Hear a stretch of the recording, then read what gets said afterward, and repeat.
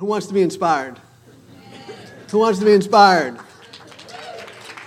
All right, if you want to be inspired, we got to figure out what I'm going to inspire you to do. You don't just get inspired, you have to inspire to do something. And what the goal is to live the highest quality of life for as long as possible. Isn't that the goal for everyone, not just people with Parkinson's? You want to live the highest quality of life for as long as possible. And although there's not always evidence-based information for what I'm going to say today, I can at least limit it to one person in the clinical trial, and that's me. That this has worked for me. And I think that's real important, that you understand that what I'm talking about, I'm a lawyer. I'm not a doctor, I'm not in the medical profession, but I know what I've gone through over the last 16 years and what's worked for me and what's not worked for me. So I'm going to give a testimonial as to that, and that should be hopefully something you take away from this. So I want to say first, I live in South Florida, where it's warm. And they say, I've heard many people say, what day was winter last year? Well, I can turn that around and ask you what day was summer this past year. Because it's cold out, and it's warm where I'm from. So, first I want to set the stage a little bit. I don't have Pollyanna attitude. I don't have rose-colored glasses. I get it. As a U.S. President said, former U.S. President Bill Clinton, I feel your pain. I am one of you. We are in the same situation. I've had Parkinson's 15 years. And I think everyone's like a snowflake, just like the doctor was saying. Everyone's like a snowflake. We all advance at different speeds, and we all get it at different ages. But what you've got to do is do what you can to slow the progression. Do what you can. That's all you can do, is do what you can. And I have some hints on that. But it is horrific. It's horrific for the patient, first of all, for the spouse, for the other caregivers, for the rest of the family, and any family business that you've got. It's terrific. I don't want to breeze that over and say everything's great and wonderful. Finding out. Talk about finding out, and everyone's got the story on finding out when they got Parkinson's. I walked into a doctor's office, a neurologist's office, was the last person of the day. The receptionist went home. I filled out the paperwork. I handed it to the doctor when she came out to get me, and she said, "You have Parkinson's disease." I said, "Hold on, time out. How can you say that? You haven't looked up my nose. You haven't taken blood sample. You haven't hit my knee with a hammer. What do you mean?" She said, "You have all the classic symptoms. Your arm doesn't swing when you walk." And I noticed that, and I thought it was a little strange. But my arm didn't swing when I walked. My facial expression never changed. I didn't blink. I had tremors.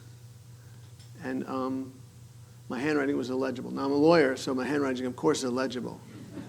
But I said to her, I want a confirmatory test. And as you heard, there aren't any confirmatory tests. What she said to me, that would be an autopsy. And I didn't opt for the autopsy at that time. And I'm still going to hold off on that. But that's finding out. I'll tell you, the next thing that you go through is an emotional roller coaster. And a lot of you have been through this. There's all sorts of emotions that come up. And you need to recognize that and deal with them. The first emotion that comes up, the first thing I thought about was this. Anyone get it? Denial. Denial. I'm probably still in denial. That's denial. The next emotion I dealt with was shock. And I'll tell you about shock. I, strangely enough, have been in 2 bus accidents. I was in camp when I was 14, and a bus that I was in actually tipped over. And people were injured. Lots of kids were injured. And I was in a Greyhound bus in Scranton, Pennsylvania, hit some black ice, went in the trees. The bus driver was killed. And it was those are the 2 times I saw white light. I call it white light because when I got diagnosed with Parkinson's, I saw white light. Things slowed down. I don't remember the drive back to work. I don't remember anything about that day, but everything's kind of moved in slow motion. And that's the same thing that happened in the bus accidents. by the way, if you see me getting on a bus, get off the bus. Depression. Depression's a real serious issue. And I've always been an optimistic kind of kid. My parents said that I found a positive to everything, and that's a difficult thing to do. I think that you're either born with it or you're not, but you can develop it. When I was 10 years old and my brother was 8, I made a fort out of some fencing. And he took a rock and hit me over the head because I wouldn't let him in the fort. Rightfully so. Blood was everywhere. My mom's freaking out. We went in for the doctor. I got 10 stitches. My brother tells the story it was 2, but it was 10. I get home, and they had to keep me up to see if I had a concussion, but I didn't know what that meant. I was only 10 years old. So my brother went to bed, my oldest sister went to bed, and I stayed up. And then they brought out ice cream because they felt so bad. And I said, this is the luckiest day of my life. I got hit over the head with a rock. 10 stitches. Luckiest day of my life. Well, the first time I ever felt depression was after I got diagnosed with Parkinson's. There's a chemical issue that goes on in the brain. First of all, you got diagnosed with Parkinson's. It's enough to depress you right there. But that was funny. You like that?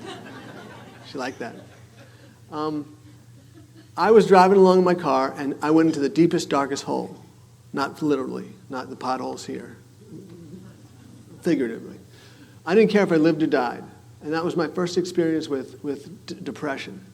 And I came out about 20 minutes later, and I said, oh my goodness, what was that? And I waited about 2 more weeks, and it happened again. And at least I knew I was going to come out of it. I came out of it, and I said, I've got to go to the doctor and get some. So I got some antidepressants, and I've been fine since. Get antidepressants. Go ahead and take them if you need them. Work with your doctor. It's important that you take them because it will affect your mood. It'll affect your outlook on life. And it's not like it's your fault. That's one thing I like to emphasize. You weren't riding a motorcycle on a slippery road without a helmet on. You didn't go to a second-rate bungee jumping place. You didn't do anything wrong. It's not your fault. It's not your fault. You didn't do anything wrong. Do the things necessary to get yourself the best quality of life possible. If that means take antidepressants, take the antidepressants. It's good for you. It's good for your care partner. It's especially good for your care partner. Scared. I think people get scared. I think the fear is a lot of what's going on. The fear of the unknown, the fear of what's going to happen, coming to conferences and seeing people in wheelchairs and saying, is that my future? Is that a potential future? That's a scary thing. You talked about non-motor symptoms, and that's something that's only come up in the last couple of years that people have talked about that. There's the tip of the iceberg are the motor symptoms. The motor symptoms are just the tip of the iceberg. All those non-motor symptoms. And I include in there self-esteem issues. I was John Baumann, General Counsel of Steel Technologies. Now I'm just John Baumann. That plays with your mind. I even throw in there lack of earning potential, reduction in earning potential. I was 48 when I had to give up practicing law. 48 to 63, that's a lot of money. That's off the table. That's what Parkinson's did to me. That's something you need to think about and consider. And so let's talk about manifestations. But then I talk about snowflakes. When I think of how different we are, I think of a snowflake. It's perfect just the way it is. Do you have many snowflakes here? Perfect just the way it is, but they're all different. So you're perfect just the way you are. You're just different. And you need to recognize those differences. Is there anything you can do? First of all, educate yourself. You're here. Good job. Give yourself a hand. You're educating yourself. Got some great information from the doctors, great information from the occupational therapist. I think that the information you got was a lot of information that you need to digest, and there aren't a lot of answers. It's a complex issue.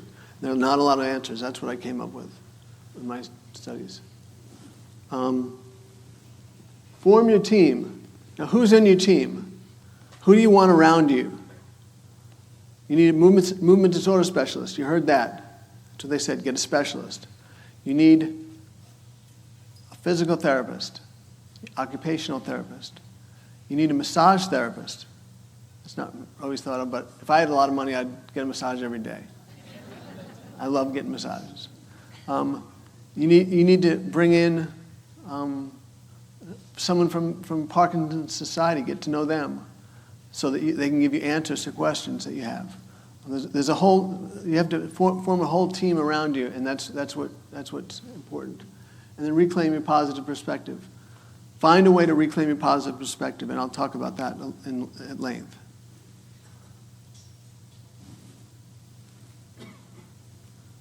First of all, you need to believe in yourself and your team. Believe in yourself. You are the same person you were before you got Parkinson's. It's just different. You have different abilities, you have different skills, you have different traits, you have different strengths, you have different weaknesses. I went to a workshop. I put on a workshop in Indiana, and 35 women, they didn't have the facilities that you have here, 35 women got in a hotel room with me, and we did a workshop. It's not exactly what I pictured 35 women and me in a hotel room was, but it was good. So I asked the first woman, I said, tell me about yourself. She said, I've had Parkinson's for 12 years and I have these symptoms. And the next one said, I have Parkinson's for 8 years and I have these symptoms. Next one said, I have Parkinson's. And I said, time out, stop.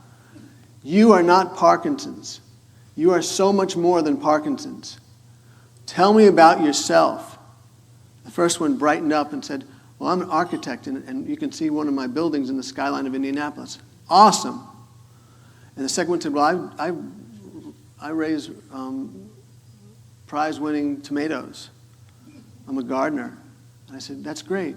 And it went on from there. And it's as if the clouds parted, if they ever part here, and the sun came through, and it was a different atmosphere. And that's what you need to focus on. Focus on the fact that you are the same person you always were. You just have different strengths and abilities. When I wrote my book, Besides Success, You Ain't Dead Yet, it was originally going to be, I was always thought about writing a book for students to learn how to, basic success skills, because there's no class for that. So I took the 12 success principles and I applied them to students. And then I applied them to my profession, or any profession.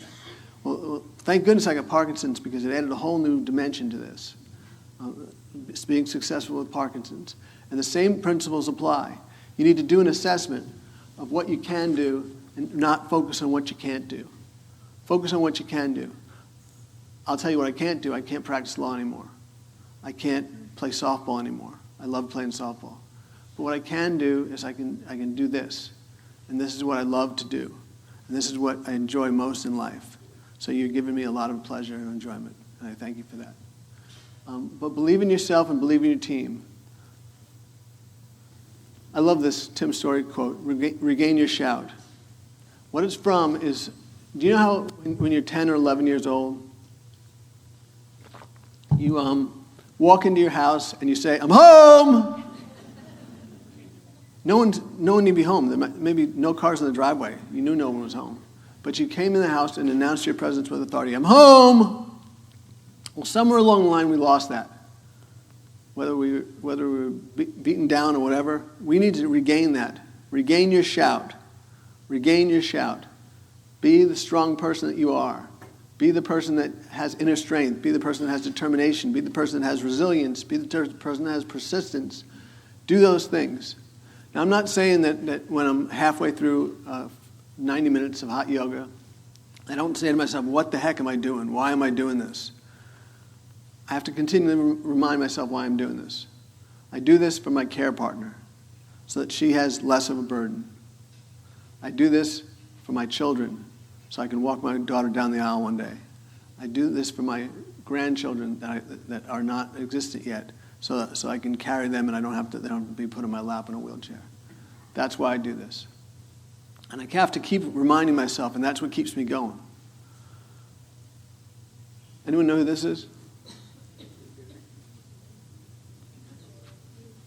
Me.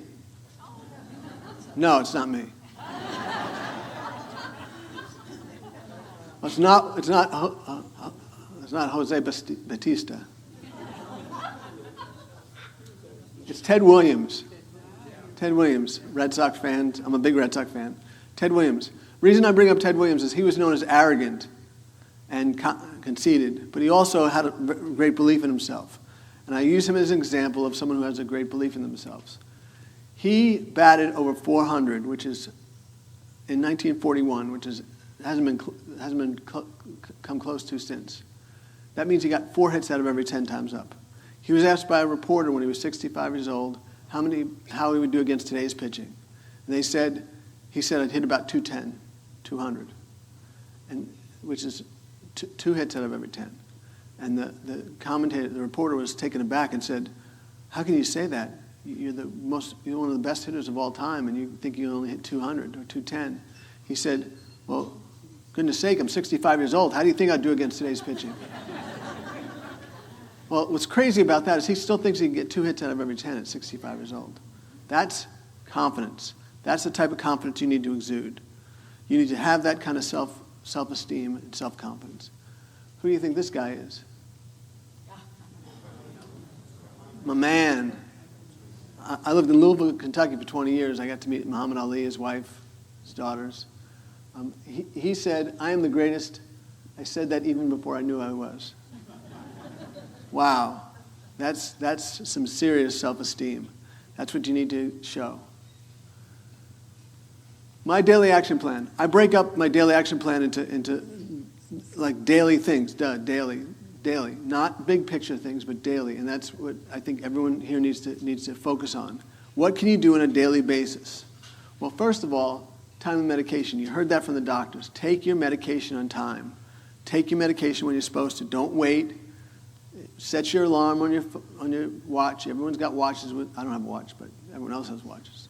Set your watch, whatever. Set your iPhone, whatever. Take your medication on a timely basis. It's the only way you can tell whether it's working or not working and give proper information to doctors. This is something that's not talked about very often. But eat a healthy diet, an extremely healthy diet. 5 years ago, I decided to take my health seriously. I was very symptomatic. I had my arms, my hands tremored all the time. I was sleeping a lot. I was drinking a lot. I was not interacting with my family. I hit rock bottom, and I made the decision to get healthy. And I read some books on it, and I got some. I only put healthy stuff in the house, and then I met a woman in January of 2012 who helped me learn how to exercise properly and eat right. It's not rocket science. It's not something you don't know that doctors haven't been talking about for 100 years. Eat healthy. You don't have a choice anymore. It's your job to be as healthy as you possibly can. You don't have a choice any longer. I was telling Caitlin last night at dinner that she's 25 years old and she has a choice. She can eat red meat, she doesn't, but she can eat fatty things, she can eat fried food, she can eat McDonald's, she can drink all the diet soda she wants, she can eat all the soda she wants. She has that option. Well, you don't have that option anymore. Your job is to get yourself as healthy as you can. Exercise beyond my comfort zone. Exercise beyond my comfort zone. Whatever exercise you choose, and do something you like to do.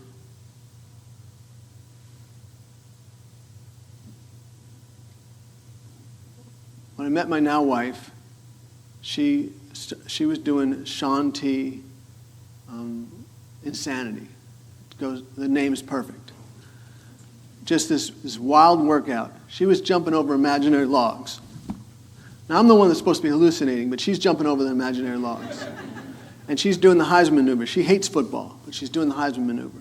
And I'm watching her do this, and what's great about her is she doesn't nag me and she doesn't force me to do anything. She just kind of sets the example. She's doing this wild workout every day, and I'm sitting there watching her. And I finally said, I can do that. I couldn't do it as well, but I said, I can do that. So I started doing it with her. And I said to her, can you give me an exercise plan that will help me ratchet up to where I need to be? She said, sure. So I asked her, that's key, that the patient asks the care partner. And it comes from a better place. So she set me on the treadmill first, and then I moved to the elliptical, and I moved to the spin bike, doing standing up on the spin bike in intervals, I call it. Then I started doing Insanity more with her. Then we went to boxing, and we went to core training, and then we ended up doing yoga. So now, for example, and you don't jump into this. This took 5 years. I do either 90 minutes of hot yoga or an hour of boxing every day. Every day. And when I'm traveling, I'm working out in the gym, and it's hard to do. It's not easy. It's not something but it makes a difference. Whether there's evidence or not of it, or you can have a clinical trials, it makes a difference. I lost 35 pounds. I don't have six-pack abs. I have two-pack abs. But my cholesterol was even cut in half. My cholesterol, I got off my cholesterol medicine. So if I can do it, you can do it. Whatever your age, if I can do it, you can do it. If you just make the commitment and take yourself seriously. Stay engaged, mental stimulation. Stay engaged. Does that mean volunteering at Parkinson Society? Sure. Do what you like to do, but stay engaged. They say that if somebody retires and they just sit around watching TV, and someone else retires and they go out and do things every day, you live 7 years longer if you do things every day. 7 years longer. I'm not just talking about crossword puzzles. I'm talking about getting out there and socializing with people. The beautiful thing about the Parkinson's Society and your group is there's a great bonding element that goes on amongst people with Parkinson's. You don't care what car you drive anymore. You have a different perspective. How big your house is, who cares? You've got Parkinson's. It's a different viewpoint, and I'll describe that in a second. But stay engaged, mental stimulation. This is my slide for diet. 5 years ago, I gave up soda, diet soda, fast food. I've not been to a McDonald's or a Burger King or anything else that's fast food in 5 years. I gave up junk food. I gave up fried food. Now, I've tweeted a little bit on the fried food lately, but I gave up those things cold turkey, and it made a tremendous difference. If that's where you want to start, that's just make a decision to yourself to say, I'm going to stop drinking soda, I'm going to drink water. I'm going to stop going to fast food places. My wife would make me, it's kind of weird, but she'd take a tortilla shell and put hummus on it with cucumbers, and I'd have that with me at all times. So if I got hungry at noontime, I had something to eat instead of being tempted by fast food. That's how you plan it out. That's what you do. That's what you plan.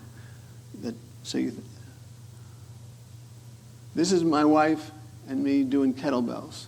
The kettlebell instructor did not believe I could do it when I first went in there. And obviously I can. And then I box. Perspective. Let me try to give you a perspective. My son asked me once, what's the worst thing that ever happened to you? And I said, let me think about it. I'll tell you tomorrow. He said, Dad, you're always think about it. You're such a lawyer. What are you going to write a brief? I said, no, just let me think about it overnight. So I came back to him and I said, nothing.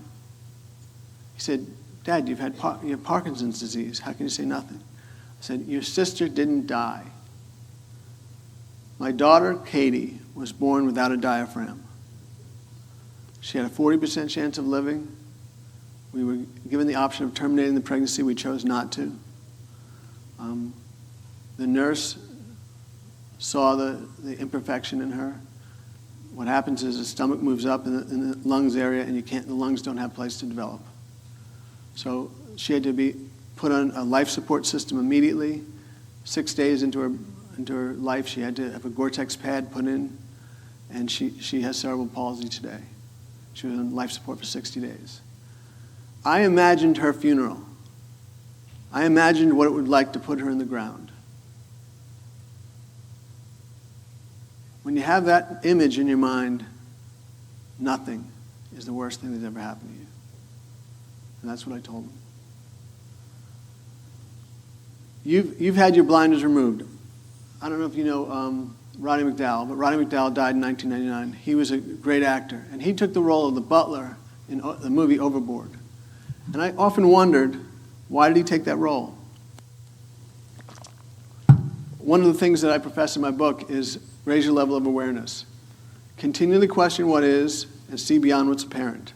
So I questioned what is. Why did Roddy McDowall take this role? And I think I figured it out. He got to deliver a line that was so powerful that he took the role just for delivering this line. Goldie Hawn was a rich woman who thought she was poor. She had amnesia, and she lived a life of being poor, and then came back and got her memory back and came back to the ship and her yacht and was rich again. But she was kind of in between worlds. And she said to her butler, she said, "What am I going to do?" And he said, this is the line. He said, "Madam, we were all born with blinders on. You've had yours removed for a short period of time. What you do with that information is entirely up to you. You've had your blinders removed. Whether you have Parkinson's or you're a care partner with someone with Parkinson's, your blinders have been removed. What do you see in the world? What makes a difference? What's your purpose? What do you want to do with the rest of your life? How do you want to make a difference? Your blinders are removed."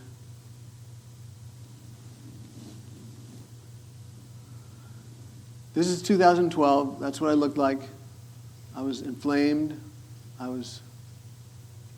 That's my wife, Bernadette.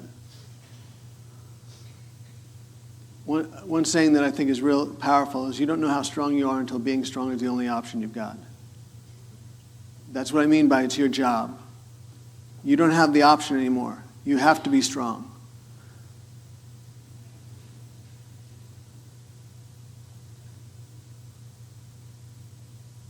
I've had a life-changing journey.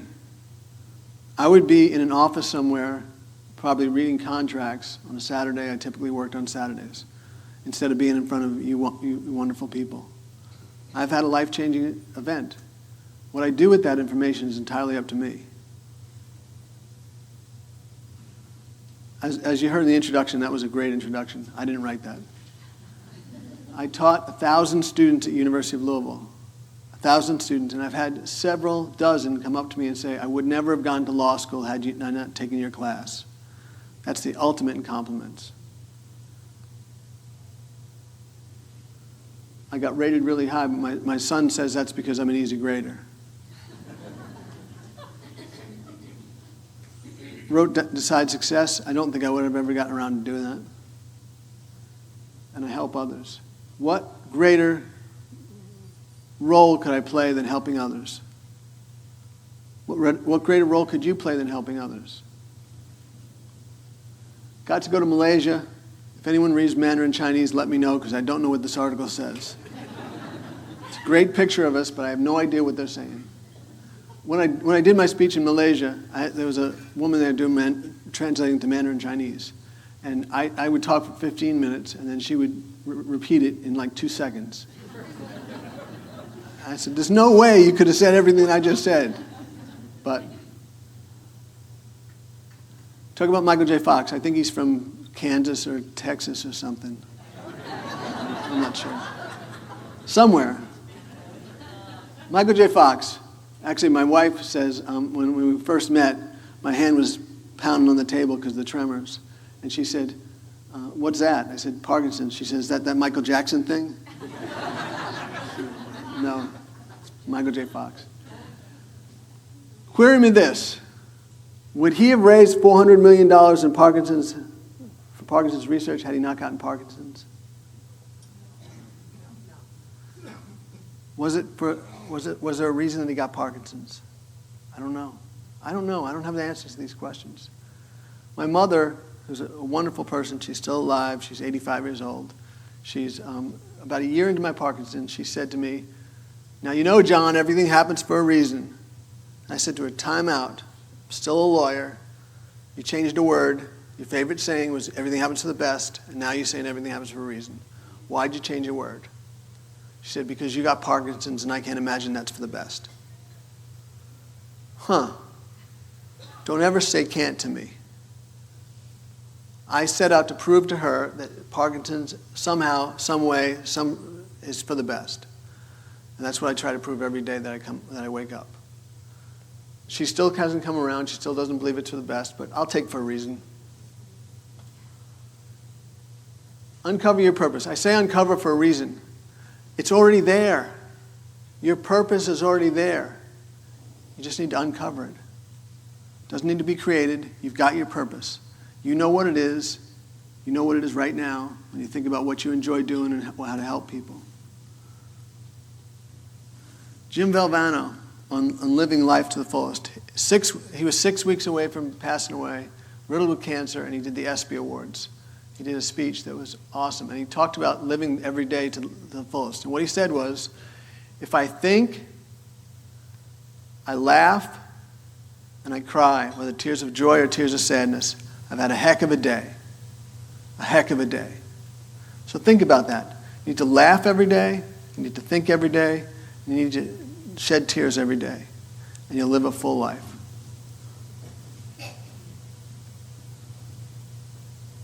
Maintain your sense of humor.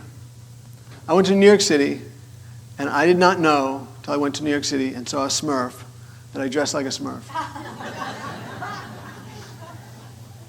I think that's hysterical. I suffer from dystonia. Anyone else here suffer from dystonia? No? Oh my God, you're so lucky. Dystonia is cramping of a certain part of the body that happens the same part of the body all the time. My left foot cramps and goes to the side, and the toes go all different ways, and it's very painful. First time it happened to me, I was in Venice, Italy, on a bridge. Strange. So I sat on the curb, and it didn't go away, and it hurt, and it was very painful, and it hurt, and it hurt, and it hurt. And I said to my wife, what are we going to do? And she took off my baseball cap and held it upside down in my hand and said, make some money while you're down there. I can't make this stuff up. I got dystonia 3 days ago, and I was walking around. I had to do some stuff, and I thought I bruised my ankle. But it turned out to be gout. So I took some medicine for gout, and I was able to come to this event, which is great. What's wild to me is in Rochester, a symposium like this, a doctor said uric acid is neuroprotective. If you get gout, you can't get Parkinson's. I raised my hand in the back. I said, do I get to choose? I'm going to choose gout. But there's an exception to every rule, and I'm the exception. Third thing that happened was I used to play poker with a bunch of guys on Monday Night Football, when Monday Night Football happened. And I played poker with them, and I was terrible. I would lose all the time. I was too reckless. Then I didn't take my medicine for 2 days before. And no one could tell when I got that fourth queen. My facial expression never changed.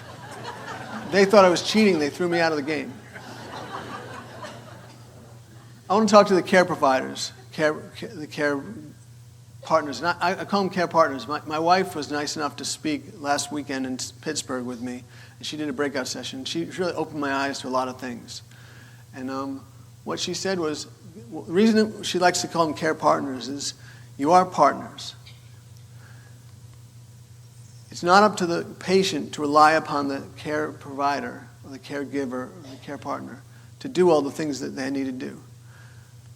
The patient needs to take responsibility. And it was the first time I ever heard her say this. Patient needs to take responsibility for doing as much as they can. Now, I can't clean out gutters unless my life insurance policies are paid up to date. But I can't clean out gutters, but I can empty the dishwasher. And she gives me things that I can do. And I think that's important, that I don't just rely upon her just because I'm the patient and she's the care provider or care partner. We are a partnership. We have an arrangement. She does this, I do this. She does this, I do this. And what she said about care partners is, it's important that you take care of yourself first, or you're going to be no good to anyone. So take care of yourself. Do all the things that I talked about. Eat healthy. Bernadette only brings healthy stuff into the house. I don't have a choice. I can't eat junk food. There isn't any. I have to go to the store. So do the things necessary. Exercise yourself. Take some time to yourself. Get out of the situation once in a while. Do what it takes to keep your own sanity. What I want to do right now is I'd like the patients to thank their care provider, their caregiver, the person that's here that cares for them. Because you have new initials behind your name, just like Ph.D. or M.D. or J.D. You are RTBDA. Rarely thanked, but definitely appreciated. Rarely thanked, but definitely appreciated. Well, we're going to end that rarely. Right now, you need to thank your care partner. Whether it's a touch of the hand or a kiss on the cheek. Don't go any further than that. We're going to keep this G-rated. Calm yourselves down. I'll tell you, the story that hits home for me, that makes me emotional most of the time, is the story of finding out that my daughter had this birth defect. The ultrasound nurse was going through with the jelly and the wand and whatever and trying to decipher the gender of the baby. And she dropped the wand and said, I got to get the doctor, and booked out of the room. And we said, what? And she came back in and said to the doctor, that's it right there. The doctor said, I don't see it. She says, right there. I don't see it. Right there. Oh, now I see it. I said, what? What do you see? The doctor said, the stomach is moved up into the chest, therefore there's no diaphragm. And we were in shock. And not only did I not thank the ultrasound nurse who basically saved my daughter's life because she was able to go directly from the birth room to the life support, but I don't know her name even to this day. And she saved my daughter's life. Another child was brought in from another hospital, and the ultrasound nurse did not see it. And he had the same condition, and he died on the way to the hospital because they weren't set up for it. So rarely, I wouldn't thank somebody for doing that, but I should have. Rarely thanked, but definitely appreciated. When you were diagnosed with Parkinson's, you were able to start doing the things necessary to give yourself the best possible quality of life. You should have thanked your neurologist, but it's not natural to say, you have Parkinson's, thank you very much. But it's something that they need to be thanked for.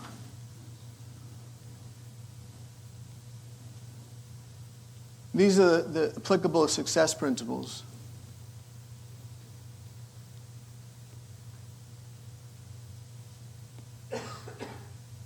Have faith. Sometimes you just need to have faith. Whatever your higher power, whatever you think is afterlife, you need to have faith that someone's out there, if not directing what's going on, overseeing it. I like to give tangible takeaways, things that you take with you and think about and consider over the next few weeks. Regain your shout, we heard that. Remove your blinders. Just keep moving forward. Don't look in the rearview mirror. I mentioned it, but I don't think about what it would be like to be a lawyer. I loved being a lawyer. I love being a lawyer. I absolutely loved it. But that's in the past. I can't get malpractice insurance. I have cognitive issues, short-term memory issues, multitasking issues. I can't do it. So I'm not going to think about that. That's in the rearview mirror. I'm going to keep moving forward and do what I can do. Believe in yourself and your team. Tap into your inner strength. Discover new joys. Discover new joys. Discover new joys. You will find that there are things out there that you have never tried, like they were talking about different exercises, that you will love doing. I actually wrote a poem. I'm not going to read it to you. I wouldn't make you suffer. But I would never have written a poem. So creativity is supposed to be enhanced. Live every moment and uncover your purpose. I want to read a quote to you. Leo Buscaglia. Too often we underestimate the power of a touch, a smile, a kind word, a listening ear, an honest compliment, or the smallest act of caring, all of which have the potential to turn a life around. if you can't think of anything else, be that smile, be that touch, be that kind word, be that listening ear, be that honest compliment, be that smallest act of caring. It's a great blueprint for what you need, what you can do.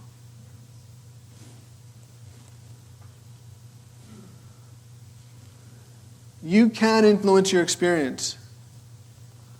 You can influence your experience. By having a positive attitude, you can influence your experience. And I can prove it to you. I can prove to you that having a positive attitude will help you.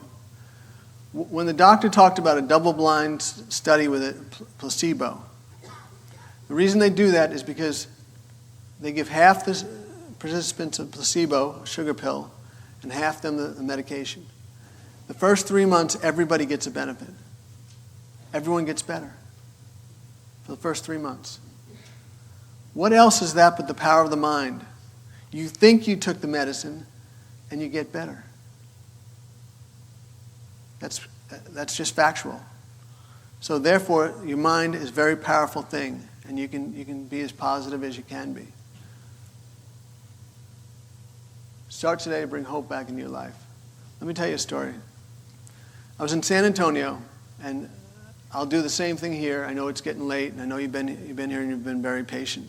But I'll speak to anyone that wants to, and I have some books. If people want to get them, I'll autograph them. But that's not the purpose of this. I'll talk to anyone one-on-one that wants to talk to me about what I've done or what I've been able to do and that sort of thing.